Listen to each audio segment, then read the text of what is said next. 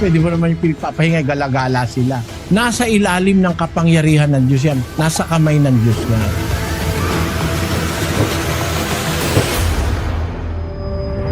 Basahin natin ang 12 Gs ng Job. Nasa kamay niya ang kaluluwa ng bawat bagay na may buhay at ang hininga ng lahat ng mga tao. Nasa kamay ng Diyos ang kaluluwa ng bawat bagay na may buhay. Paano maliligaw yun? Hawak ng Diyos yun. Pagka namatay ka, yung mga kaluluwa na yan ng mga tao ay merong kinalalagyan yan. Hindi pwedeng bumalik yan. Hindi pwedeng gumalagala yan. Basahin natin ang Job 7:9, kapatid na Daniel. Kung paanong ang ulap ay napapawi at nawawala, gayon siyang bumababa sa libingan ay hindi na aahon pa. Siya'y hindi na babalik pa sa kaniyang bahay, ni malalaman pa man niya ang kaniyang dako. Yung bumababa ang wika sa libingan, hindi na babalik pa sa kanyang bahay, ni malalaman pa man ang kanyang dako. Ang tao pag namatay na, hindi na makakabalik sa bahay. Kaya yung kaluluwa raw bumabalik sa bahay, hindi totoo yun, kapatid. Yung laman, nakalibing. Yung kaluluwa hawak ng Diyos. Paano babalik yun? Hindi naman papabalikin ng Diyos yun. At pag ang tao ay matuwid, yung kanyang kaluluwa ay nandoon sa may altar, sa ilalim ng altar sa langit. Basahin natin yung Apokalipsis 6:9. At nang buksan niya ang ikalimang tatak, ay nakita ko sa ilalim ng dambana ang mga kaluluwa ng mga pinatay dahil sa salita ng Diyos at dahil sa patutuong sumakanila. Yung kaluluwa ng mga taong mga naging dapat sa Diyos, nandun sa ilalim ng dambana, sa altar ng Diyos sa langit, andun sila. Pinagpapahinga sila ng Diyos. Tuloy natin, kapatid na Daniel. At sila'y sumigaw ng tinig na malakas na nagsasabi, "Hanggang kailan, O Panginoong banal at totoo, hindi mo hahatulan at ipaghihiganti ang aming dugo sa mga nananahan sa ibabaw ng lupa?" At binigyan ang bawat isa sa kanila ng isang maputing balabal, at sa kanila'y sinabi na mangagpahinga pa ng kaunting panahon hanggang sa maganap ang bilang ng kanilang mga kapwa alipin at ng kanilang mga kapatid na mga papatay namang gaya nila. Pinagpapahinga ng Diyos sila. Kaya yung mga kaluluwa na hindi pwedeng galagala dahil pinagpapahinga ng Diyos, pwede mo naman yung pinagpapahinga, galagala sila. Nasa ilalim ng kapangyarihan ng Diyos yan. Nasa kamay ng Diyos yan. Kaya hindi totoo yun.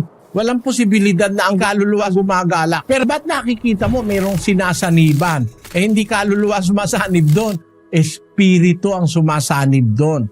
Dalawang klase ang espiritu. Espiritu ng demonyo at espiritu na galing sa Diyos. Ngayon, yung kay Maria Magdalena, may 7 demonyong lumabas sa kanya. Kaya kung minsan may makikita ka dyan, mga tao na babae, kung magsalita parang lalaki ang boses, kung ano-ano pinagsasabi, yung mga espiritista, sinasaniban ng espiritu ng demonyo yun. Basahin natin 8:2 ng Lucas. At ang ilang babae na pinagaling sa masasamang espiritu at sa mga sakit, si Maria na tinatawag na Magdalena, na sa kanya'y 7 demonyo ang nagsilabas. Kay Maria Magdalena, 7 demonyo lumabas 7 masasamang espiritu. Kasi yung masamang espiritu pwedeng sumanib sa tao. Katunayan ng isang nakikita sa mga sinasaniban ng masamang espiritu. Basahin natin yung Marcos 5:1. At nagsidating sila sa kabilang ibayo ng dagat sa lupain ng mga Gadareno, at paglunsad niya sa daong, pagdakay sinalubong siya na galing sa mga libingan ng isang lalaki na may isang karumal-dumal na espiritu na tumatahan sa mga libingan, at sino may hindi siya magapos kahit ng tanikala, sapagkat madalas na siya'y ginapos ng mga damal at mga tanikala, at pinagpatid-patid niya ang mga tanikala at pinagbabali-bali ang mga damal, at walang taong may lakas na makasupil sa kanya. Yung palang sinasapian ng masamang espiritu, ang lakas no?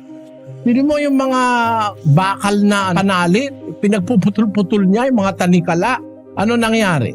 At palaging sa gabi't araw ay nagsisisigaw sa mga libingan at sa mga kabundukan, at sinusugatan ang sarili ng mga bato. At pagkatanaw niya sa malayo kay Jesus, ay tumakbo at siya'y kanyang sinamba.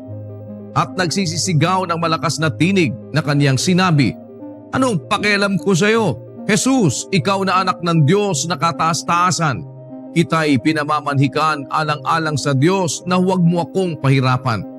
Sapagkat sinabi niya sa kanya, "Lumabas ka sa taong ito, ikaw na karumal-dumal na espiritu." Espiritong karumal-dumal. Sumasapi sa tao yan, kapatid. Hindi kaluluwan sumasapi. Espiritong karumal-dumal. Pwede mo naman yung pinagpapahinga, galagala sila. Nasa